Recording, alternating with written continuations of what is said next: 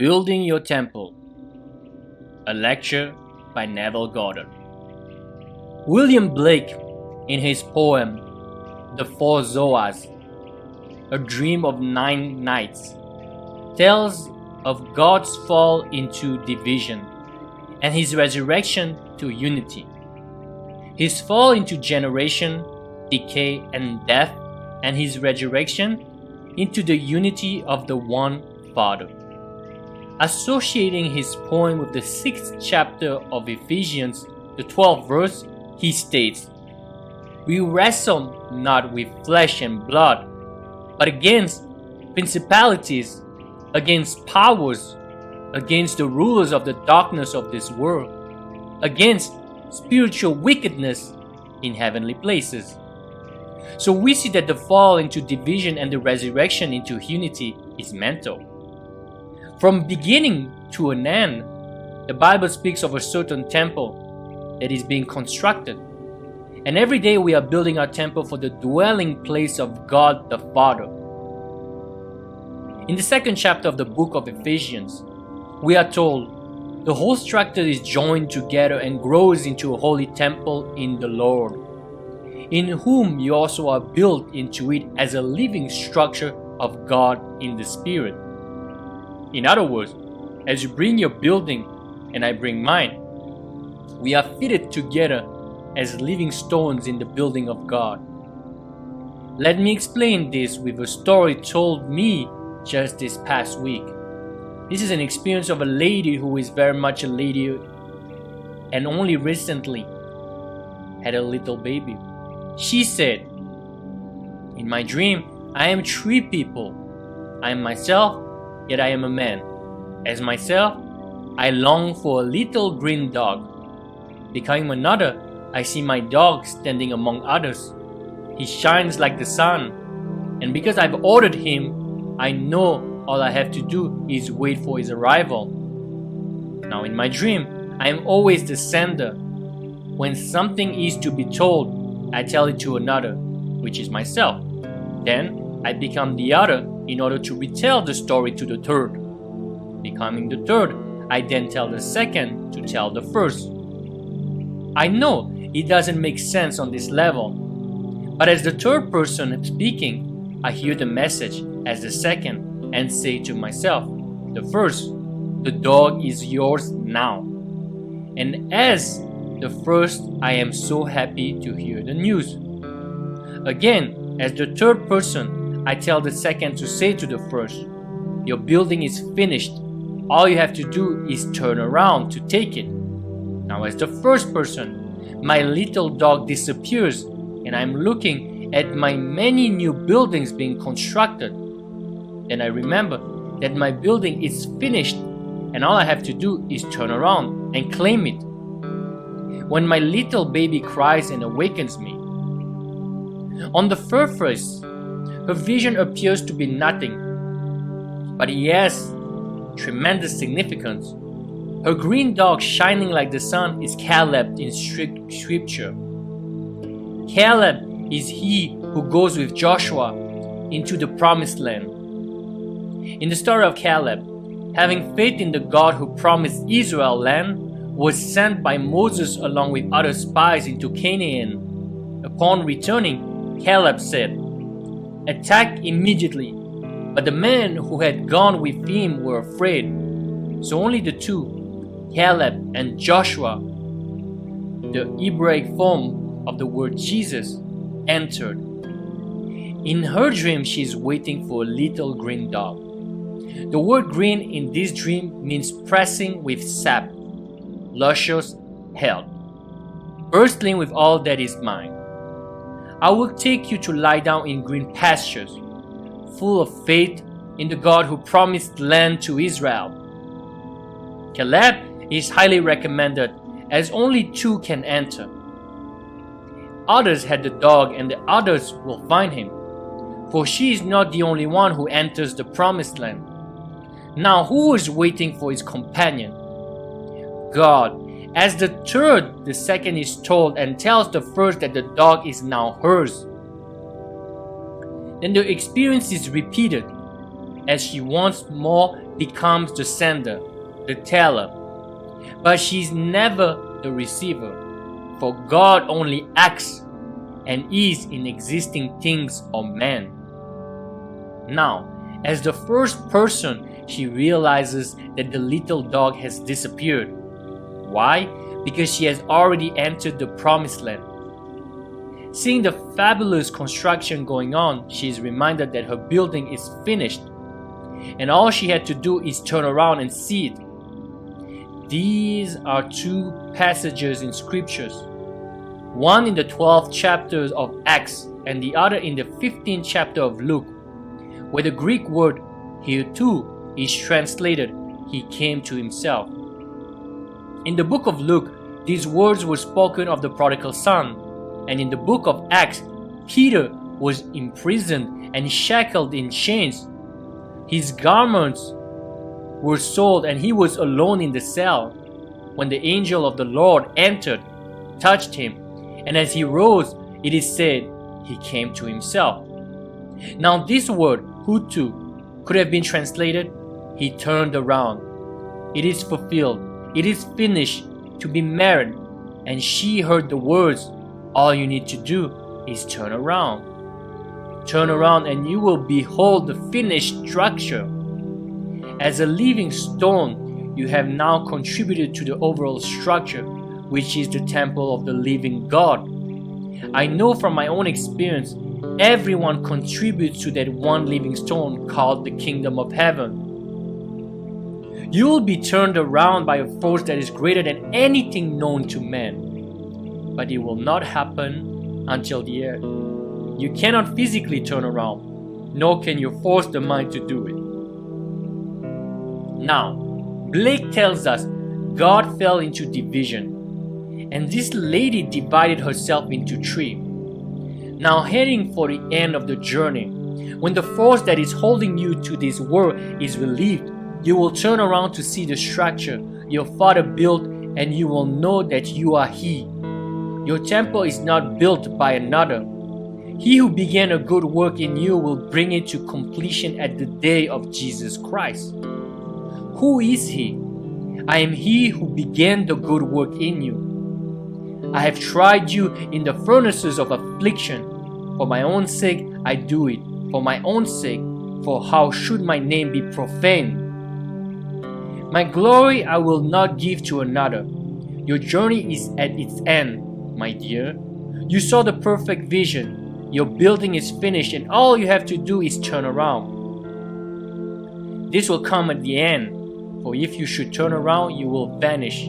For, like Paul, you have fought the good fight. Let no one tell you Paul was exaggerating.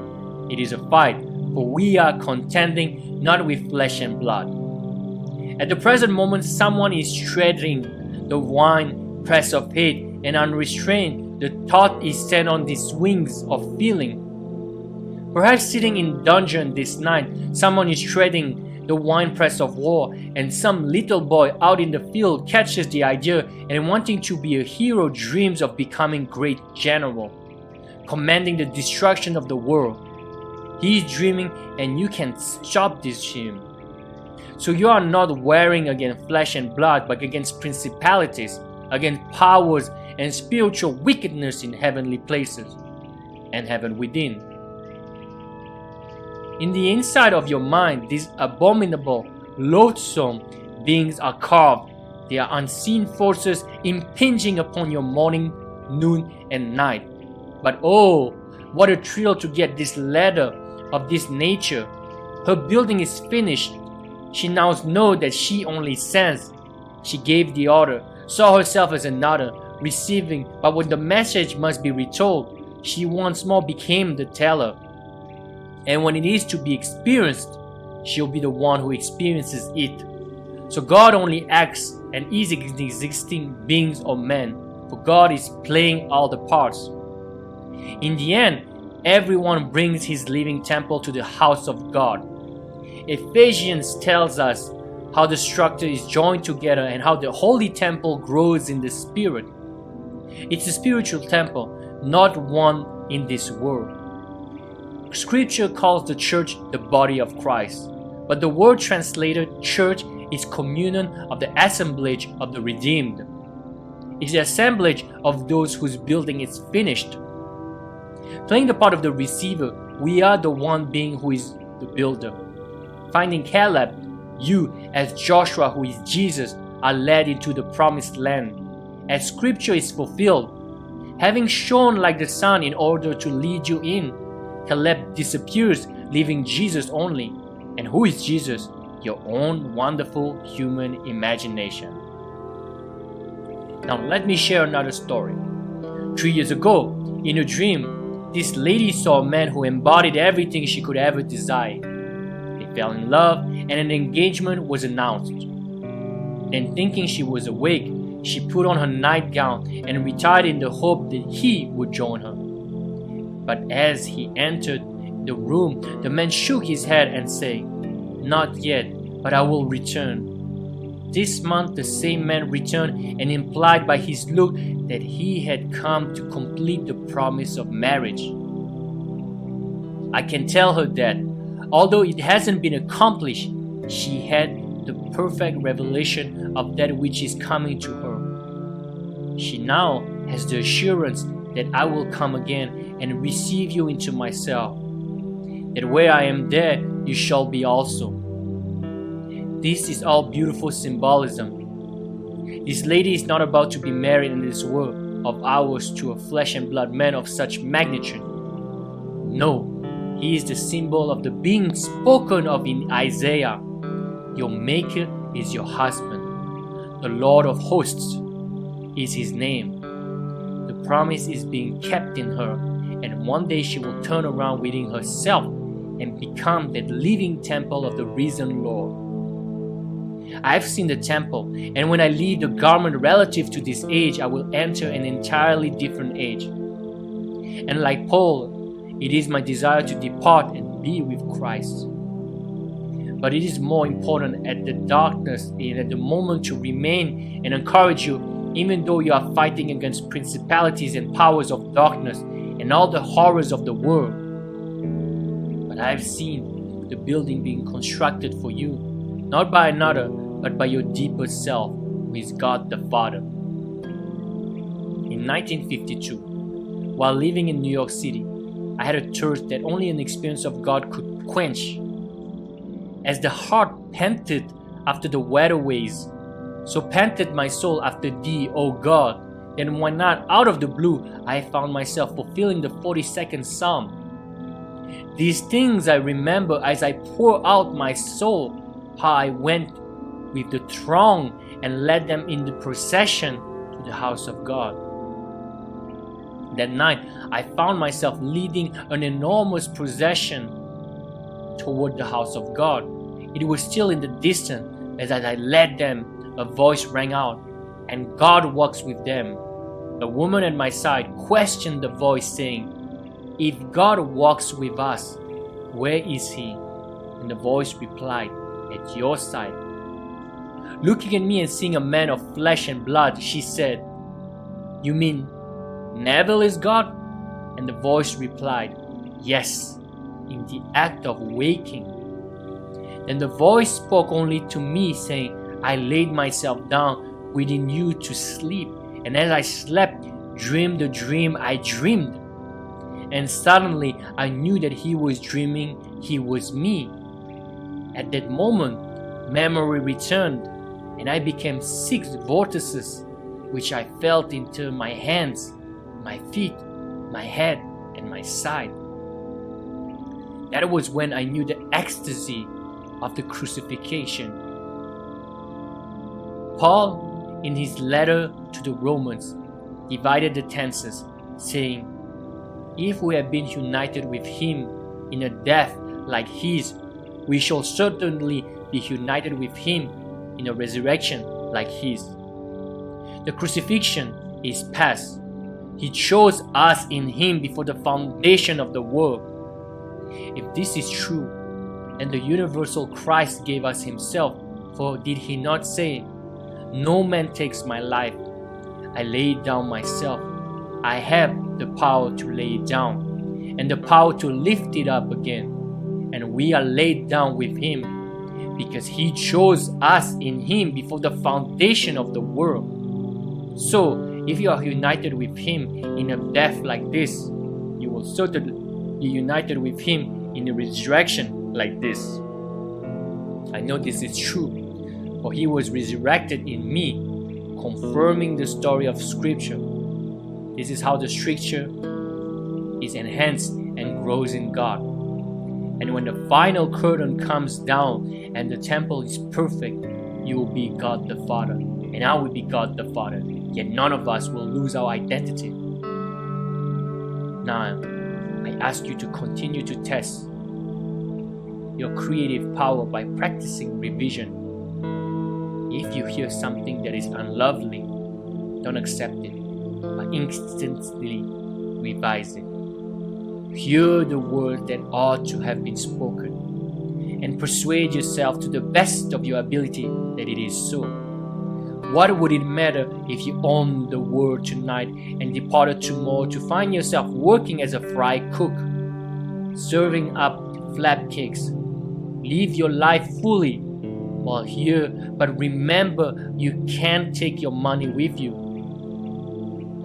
So enjoy the things of this world and apply this wonderful love for yourself and others. Imagining truly does create reality. And remember, you are not wrestling against flesh and blood, but against principalities and powers and darkness of the rulers of this world, and spiritual evil in heavenly places. And one day, you who have fallen into division will resurrect into unity.